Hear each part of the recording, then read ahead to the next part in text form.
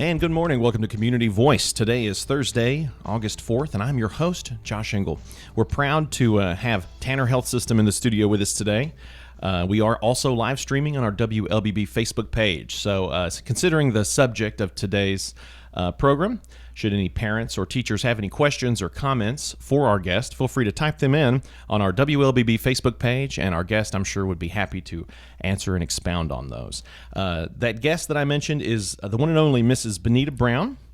She is a trauma-informed psychiatric mental health nurse practitioner with Willowbrooke, currently working in children and adolescent partial hospitalization programming, also known as PHP programming. Let's throw it over to you, Mrs. Brown. Let's talk about, today we're going to be chatting about back-to-school mental health and wellness, and we're going to chat about some coping strategies for both children and parents. There's no one better to speak on that than Mrs. Brown. Ma'am, if you will, tell us a bit about yourself, your history, education, career, and how you ended up here today.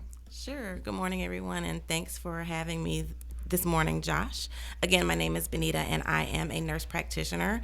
I have backgrounds in pediatric primary care, and I currently work in psychiatry and mental health at Willowbrooke, as you've mentioned. I attended school proudly here at Georgia State, the real GSU, and continued my graduate studies at the University of Alabama at Birmingham. It's been really, really exciting to jump feet first into this program to really be able to support the children and the parents of the communities out here in Carrollton. In addition to working as a nurse practitioner, I am a certified yoga and meditation teacher, and so I really pride myself on incorporating and bringing mindfulness into my approaches to mental wellness and healthcare. And you have founded several yoga groups and organizations to help promote wellness. Could you speak a bit to those? Yes, I'm the founder of Courageous Space Yoga and Wellness, in addition to offering yoga and meditation courses that really focus on trauma-informed care. I also offer kids yoga, and I offer psychotherapy to children and adolescents who are dealing with anxiety, depression, and other forms of mental illness, really helping them to learn and incorporate coping strategies to deal with the challenges that they face every day. Well, why don't we take a moment to address a pretty broad subject? Let's talk about mental illness. Sure. I think that a lot of folks try to minimize that. Some people are old school and they want to think that it's not affecting them, that maybe it's not affecting their family or their children. Mm-hmm. Could you speak a bit about to the reality of mental health? Well, yeah, I think that, it's really important to just name the elephant in the room, that there is stigma generally attached to understanding and accepting and acknowledging mental illness. But through my experience working with children, working with families, working with communities, I learned that, if you spend a little bit of time talking with people, most of us have experienced some type of trauma, have experienced some type of emotional or mental difficulty, whether just periodically in our lives as we deal with life's changes and transitions, or sometimes more chronically. And I think that the more comfortable we are in accepting and acknowledging that we all experience and face these challenges, the better off we all can be in getting care, getting the help that we need, and really seeing how we can prevent carrying some of the behaviors and the things that come along with mental health into adulthood, especially when we target it in our children and catch it early on. How important would you say honest communication is in terms of mental illness? Well, it's very important. It's very important to be able to speak openly and honestly about how you feel. Sometimes patients, not only children but adults, feel concerned that they'll be judged or they'll be labeled or they'll be treated differently if they're honest about feeling sad or down or depressed or, let's just name it suicidal, because, sometimes these things come up too. And so I think sometimes the more difficult the feeling, the more challenging the emotion, the more scary it can be to actually be open and honest about sharing it. And then we just bury it and try to hide it. We sweep it under the rug. We keep it moving. Help. It does not. It does not. Well, could you speak a bit to Willowbrooke? I know that we've had programs before and in the past to chat about the Willowbrooke facility. But if you could, for listeners who might not be aware, tell us a bit more about Willowbrooke and the kind of programming and services offered there. Sure. So I'll start with the partial hospitalization program, which is where I'm primarily rooted. It is an intensive outpatient program for mental health treatment, including conditions such as anxiety, depression, and some of the other challenges that, people and children face. We offer partial hospitalization programming for children and adults, and of course they're separate. So our children's portion is from ages 5 to 18, and then adults are seen on their own from ages 19 and up. And so, that program looks like a day program where a child or an adult would come and experience group sessions, one-on-one therapy, potentially medication management if that's a part of their treatment, and they'll spend a few hours every day with us. In addition to partial hospitalization programming, we also offer one-on-one therapy at the Willowbrooke Counseling Center, and we offer advanced therapies and medication management in the Willowbrooke Psychiatric Center. So there are a number of ways that you can get plugged in to get services for whatever it is you're dealing with and experiencing at Willowbrooke. It's not as scary as it seems to a lot of people, is it? No. It's a beautiful facility, great staff, great professionals that are there to help you. Thank you. And but I think that stigma, that fear, that concern of being labeled or not knowing what it's going to be like, it's a very comfortable, warm environment at Willowbrooke, no? Thank you. I mean, we really pride ourselves on making individuals and families feel comfortable. We, of course, want to normalize the experience of our patients. And so we answer all questions. We're available around the clock if parents or individuals have questions or concerns. We provide a tour of the facility so you know exactly where you or your child will be at any point in time in the programming.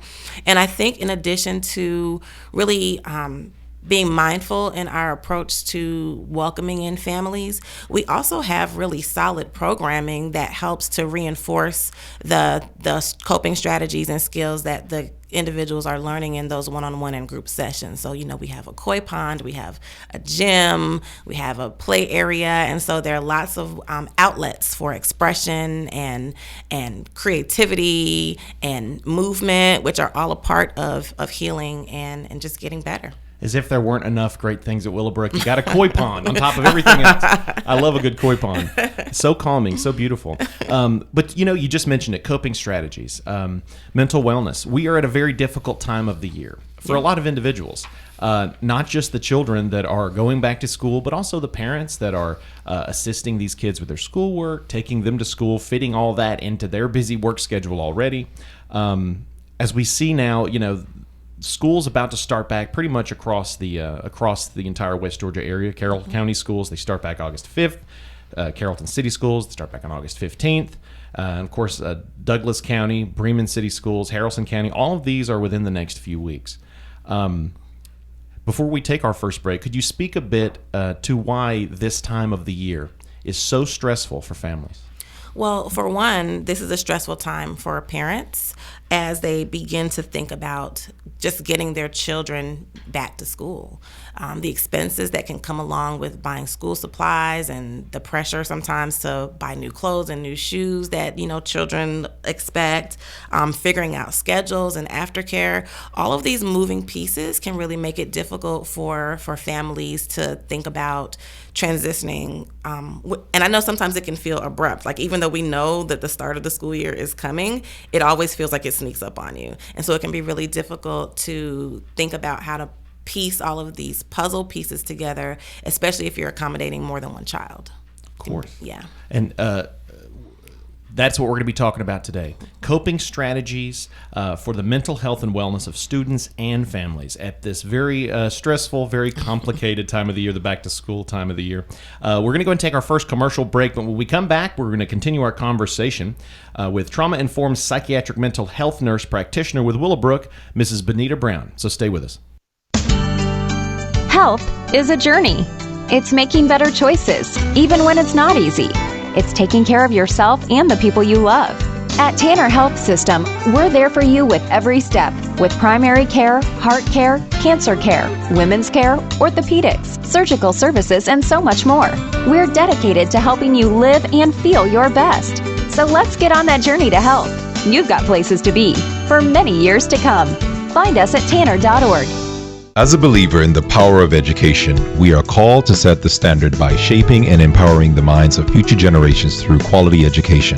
Oak Mountain Academy embraces this philosophy, which is why my children attend this prestigious school. I am elated to serve on the OMA Board of Trustees, where together we prepare students and remind them to trust and believe in the power to transform the world.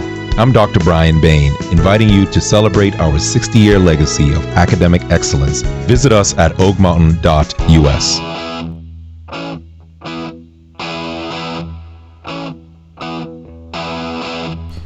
And welcome back to Community Voice. I am your host, Josh Engel. Today is Thursday, August 5th, and we are not only broadcasting on WLBB, but we are also live streaming on our WLBB Facebook page. So be sure to tune in over there, and if you have any questions or comments for our guest on today's subject, feel free to type those in, and I would be more than happy to read those out to our guest. That guest is Benita Brown, Mrs. Benita Brown. She is a trauma-informed psychiatric mental health nurse practitioner with Willowbrooke, currently working with children and adolescents with the PHP programming, the partial hospitalization programming. And today we are talking about a very stressful time of year. It is the back-to-school time of year. All of the local school systems are going back to school, if not this week, in the next coming weeks.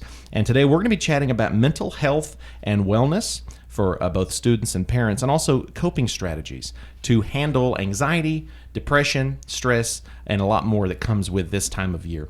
Mrs. Brown, if you would, could we recap a little bit why school is such a stressful time, not just for the students, but also for the parents? Sure. So this time of year can be really overwhelming for parents and children alike. There are lots of moving pieces and things that have to be considered as schedules change and shift and expenses arise related to purchasing school supplies and maybe even back to school clothes. A lot of children are thinking about extracurricular activities, and a lot of those programmings cost money. And so families have a lot to think about and a lot to consider at this time of year. And as I mentioned before, it feels like Christmas. Like no matter how far in advance we know it is, it always seems to like sneak up at you, and we're doing things at the 11th hour. And I think that of course will add to the stress that parents and families feel at this time of year. You know, I'm glad you mentioned not just the supplies, but also clothes, like what they're wearing. I mean, am I wrong? I feel like at least when I was in school, that was a very stressful thing. It's a closed system, schools, and there are not many ways to stand out or to seem to fit in even. Could you speak a bit to that, just about, trying to fit in, having the right clothes, having the right shoes? Well, I think that's definitely a part of some of the anxiety that children experience, particularly our adolescents, because so much of their identity and so much of their growth and development at this time is centered around like figuring out who they are and finding their core group of friends and fitting in, as you mentioned. And it can be hard to do that when there are restrictions on what you can wear or what you're allowed to express yourself with. But then also the reality of the matter is like children may want things that are not in the budget or that families can't afford or that are just not reasonable when shoes and clothing have to be purchased for 3 or 4 other children. And so I think that those stressors can really contribute to children feeling anxious and stressed and worried before they even start the school year. So there are a lot of factors that weigh on children, and we got to keep in mind a human brain isn't finished developing until you're in like 26, I think. Absolutely. So it's a very, very tough time. And as you're saying, they're trying to learn themselves, learn social skills, learn how to fit in, learn how to find themselves. Why don't we talk about some coping strategies? Could there be much to be said about a routine, having a set routine that might give the child some structure? Well, definitely. Children thrive in routine. It really benefits children to have set times each day for studying, for bedtime, for when they wake up, for meals. It helps to create consistency in their day. It helps them anticipate what to expect as they move throughout their day. And as they get adjusted to these routines, it allows them to feel more independent in how they move through their day. They know, okay, it's approaching 8 o'clock, it's almost time for bed, or it's 6 p.m., it's almost time for dinner. And so having this type of agency over their schedules can make them feel a little bit more independent and a little more in control of what they experience from day to day. I feel like we all could use that. Oh, absolutely. I feel I'd be a little less overwhelmed with things that pop up and surprise you. Absolutely. So would you say that it's never too late to try to start implementing a routine? School's about to start back, but parents could jump on this right now. Sure, absolutely. I mean, for many of the counties and many of the schools that you've named, school has just started this week, and some have yet to begin. And so now's a great time to go ahead and start thinking about what those schedules should look like. Kids have generally a lot of anxiety around starting new school, starting a new grade, meeting new teachers, sometimes worrying about their course loads. And so now's actually a great time as they are learning what their schedules are going to look like, and as they're learning what the academic demands will be, to start thinking about what their days should look like. And I think that it really helps for parents to allow children to have some say in what those schedules look like. Of course, within reason. Sure. But if the yoo-hoo at 10 p.m., maybe not. Yeah, no, not the best idea. But allowing children to be a part of these conversations, again, gives them agency and allows them to feel like they have some control over the things that are happening throughout their day versus just being told all day at school and then all day at home, like what has to happen for them. That has to help build confidence, too. Something Definitely. They have agency over working out for them. Definitely. That has to be a big deal. Yeah, it definitely is. I mean, we have our schedules managed for us until we're out of school. And then once we graduate, it's like, figure it out, right? Yep. Now you don't have anybody telling you what time to get up, what time to go to bed. When how do I do my taxes? Why gosh. aren't they showing me how to do my taxes? I don't know if we have enough time for that, Josh. Yeah. But seriously, being able to start to think about those schedules in childhood and adolescence, allows you to think about how to take those skills into adulthood as well. So what should parents, and not really not just parents, but teachers also, as you mentioned before the program, a lot of times these children will spend as much, if not more time with their teachers as they do their parents. What are some things that parents and teachers should pay attention to? Sure. So there are a lot of signals that your child may be in need of some additional resources regarding their mental health. Feeling stressed is normal. Feeling anxious as we begin a new school year and as we take on new endeavors, also normal, but we want to be mindful of any signals or signs that could really let us know that our children are struggling a little bit more and that they need additional resources. Some of those things can include changes in mood, and I know probably all the parents out there are like, okay, well, we need to sign up right now. But mood changes in childhood and adolescence is typical, but I'm talking about extreme mood changes, right, where we can't control our anger or we can't control our irritability from day to day, right, where the slightest things might set you off and we don't really have ways to like calm down or talk ourselves down. Changes in sleep patterns. So if you notice that your child, again, in teenage years, this can be typical. But if you notice that your child maybe normally sleeps 10 hours and now they're sleeping 12, that's something that you might want to be concerned about and that you might want to take another look into. Also, the inability to sleep, right? So if they're not sleeping at all, if they're going, days and only getting 2 or 3 hours of sleep, that's something to think about too. That can, of course, contribute to their mood and some of the behaviors that you see if they're not well rested. Changes in their diet. So if their appetite changes considerably, whether that's eating less or overeating, also something to be mindful of. Physical complaints like headache and stomach ache, which can sometimes accompany anxiety and accompany depression. Those are things to look out for. And then changes in grades, sudden changes in grades. If you have a student that is typically a strong student and then all of a sudden they can't pass a class or they're not turning in their work or they're just not interested, you want to take a look at those behaviors as well. So these are things that haven't been, these are things that are happening around the time that the student starts going back to school. These are red flags that you should pay attention to. Mm-hmm. And not just when we go back to school, but all throughout the school year, because we don't know what our kids are experiencing from day to day that could be contributing or exacerbating any symptoms of anxiety or stress or depression that they might be experiencing. One other thing, too, I wanted to name is if a child is generally interested in activities, if they've typically or historically been social or very outgoing and very participatory in things, and then all of a sudden they don't want to do anything, they don't want to go anywhere, they don't want to join any clubs, that's another sign or signal that you can further explore just to see what may be going on with your kiddo. We're going to go and take our second commercial break, but when we come back, we will continue our conversation with Mrs. Benita Brown, a trauma-informed psychiatric mental health nurse practitioner with Willowbrooke, as we chat about coping strategies, what parents and teachers can do to help children at this very, very stressful time of year. That's the back-to-school time of year, so stay with us. Health is a journey. It's making better choices, even when it's not easy. It's taking care of yourself and the people you love. At Tanner Health System, we're there for you with every step, with primary care, heart care, cancer care, women's care, orthopedics, surgical services, and so much more.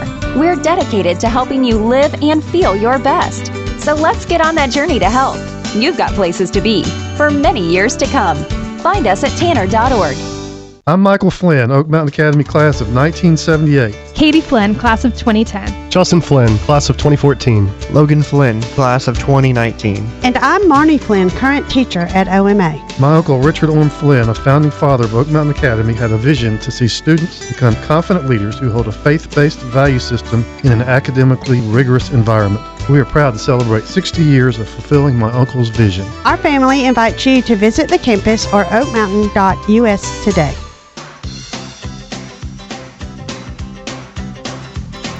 And welcome back to Community Voice. Today is Thursday, August 4th. I'm your host, Josh Engel. And today we are chatting. We have Tanner Health System here in the studio.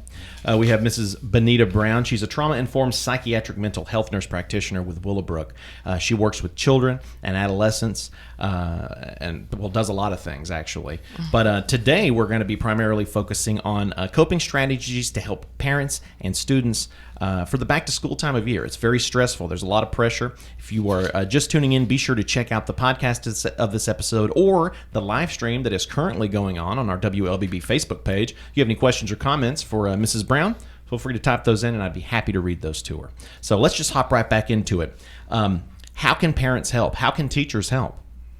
So there are a number of ways that parents and teachers can get involved in identifying changes that may be happening within their children and their students. And the first one is making time to hear them out. And I think this one is particularly important for parents. You know, as we spoke earlier about the importance and the necessity of routines, it's important to factor in time and include time for those check-ins, right? Maybe it's not every day, but maybe a few times a week. Factor in a few moments, maybe around dinner or when there's some quiet time, to just check in with your kiddos to hear them out, so that they feel heard, right? And and they also feel that they have opportunities to express themselves. Like we mentioned earlier, that communication is really important. And sometimes if we don't factor time in for it, there's no place for it to happen, especially with lots of busy schedules and, lots of moving parts, as we've already You don't want to end up in a cat's in the cradle situation where you didn't take the time to chat with your child, with the student, and really get to understand them and see where they're coming from. Exactly. One technique that works is mirroring, and it's a practice that encourages you to repeat what your child is saying as they're saying it to you, which demonstrates that you're listening and understanding. That I think the key here is to listen with the intent to hear, rather than listen with the intent to respond. Right? And so wow, that's a big deal. I think a lot of people need to hear that. Oh yeah. Listen with the intent of listening, not with just focusing on your response. Yeah, sometimes from my own personal experience, I'm not even listening to what you're saying. I'm just thinking about what I'm going to say in response to exactly. As soon as you're done. Yep. So making time to not only spend that one-on-one time with your child or children, but also making sure that you're really prioritizing hearing them, so that as things come up, you can catch those red flags and create space for them to share how they're really feeling. A two-way communication, not just one way. You're not telling you're listening. You guys you have a dialogue, a conversation going. Absolutely. It really makes a huge difference in terms of children feeling comfortable sharing and expressing. Another thing that I think ties directly into that is normalizing children's experiences. And so children experience stress and challenges differently, and that also means that they're going to express that stress and those challenges differently. And so it's important to remind them that what they're feeling is normal, that we're here as adults, as teachers, as parents, as resources to help and not judge. And I think that ties directly into working as a community to decrease and eliminate that stigma that often accompanies mental health and mental illness. And so I know sometimes as parents it can be difficult to hear something hard and to not immediately respond, but we got to watch our facial expressions, we got to watch our body language, and we really have to watch how we respond to our children, because if we don't let them feel safe, then they may shut down, which may discourage them from communicating openly and honestly. Yeah, people listening, imagine when you were a kid, and imagine if you had a real issue, something really bothering you, and then you get absolutely nothing for it. In fact, what if you're made to feel less than because you're feeling that? You should never judge your feelings. These are natural. These are happening for a reason. That's right. And as you mentioned earlier, sweeping them under the rug is not going to fix anything. Yeah, and I think another thing to remember is that feelings aren't facts, right? So we're experiencing things and we're going to have feelings about them, but they don't necessarily have to dictate our actions. And sometimes expressing them and getting them out and sharing them with someone is the best thing to really deal with them, so that we can move past whatever it is that's come up for us. Wow. Yeah. So, what about supporting their self-care? Really making sure that they take time to address their issues and whatever it takes to help provide outlets for that energy. Yeah, self-care is really important, and I think sometimes the concept is maybe lost when it comes to thinking about children. But children need ways to express themselves and to relieve stress and work through challenging things just like adults do. And so it's important to make sure that they have time for outlets for their energy and for their emotions. And I know a lot of times our children are busy with extracurricular activities. They play sports, they're in clubs, and so sometimes those can look like outlets, but those things also demand their attention. It pulls on their schedule. Sometimes it can be another thing on their to-do list. And so it's really important to explore the things that they're doing and making sure that they're contributing to their self-care and their mental health and not just another task or another chore. And so sometimes that may look like allowing them more time with their video games or reading or other hobbies. Of course, within reason, we want to always prioritize education and making sure that they get their must-dos done, but also, again, carving out time for self-care, things that allow them to express themselves, burn off excess energy, and work through difficult emotions. So we only have about 2 minutes left. Okay. If you could speak a bit to individuals getting help if they need it, and where folks could find out more information or possibly find resources for subjects such as these. Yeah, absolutely. So Willowbrooke at Tanner serves West Georgia with locations in Carrollton, Villa Rica, and Cartersville.